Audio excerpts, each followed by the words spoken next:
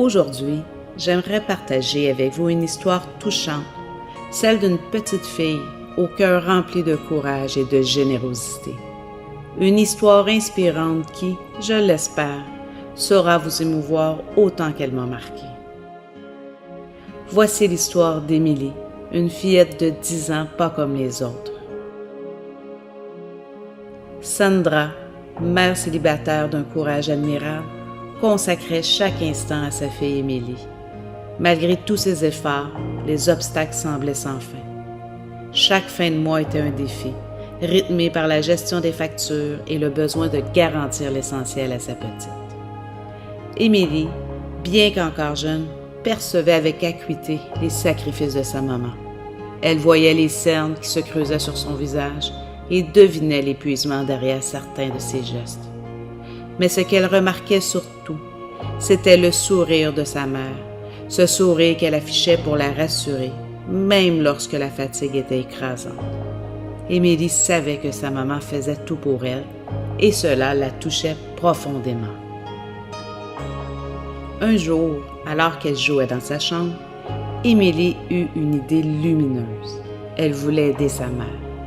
Une idée simple mais pleine d'espoir germa dans son esprit.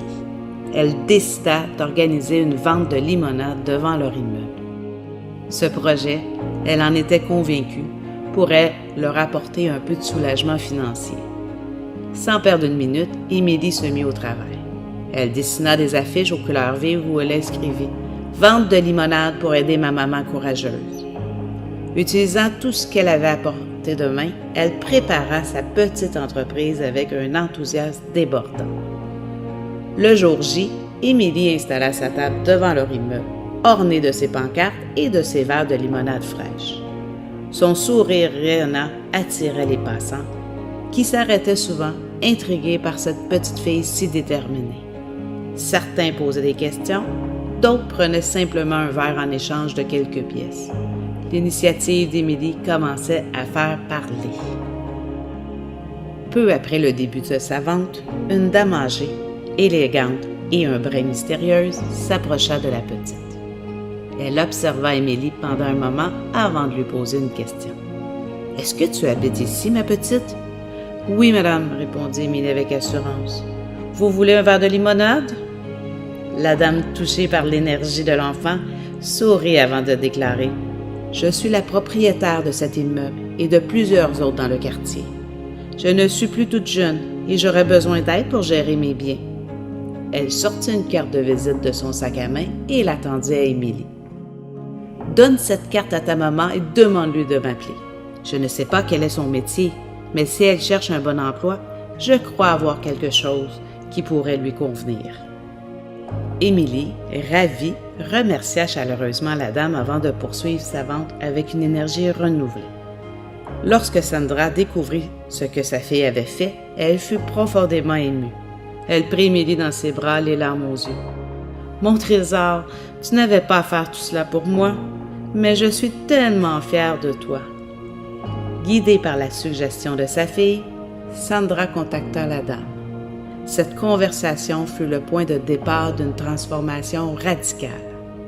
La vieille dame offrit à Sandra un poste stable et bien rémunéré en tant que gestionnaire de ses immeubles. Ce travail permit à Sandra de sortir la tête de l'eau, de rembourser ses dettes et d'offrir un avenir plus serein à Émilie. 1 an plus tard, la vie avait changé pour la petite famille. Sandra et Émilie vivaient désormais dans un appartement lumineux et confortable, appartenant à la dame, qui continuait d'admirer leur détermination. Sandra avait retrouvé une stabilité financière et une paix intérieure, tandis qu'Émilie brillait de joie et d'optimisme. Pour exprimer leur gratitude, elles organisèrent une fête de quartier.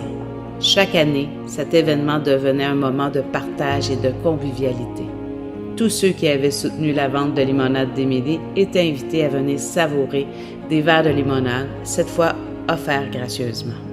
La dame elle-même participait avec enthousiasme, toujours impressionnée par l'élan de générosité et de courage de la petite Émilie.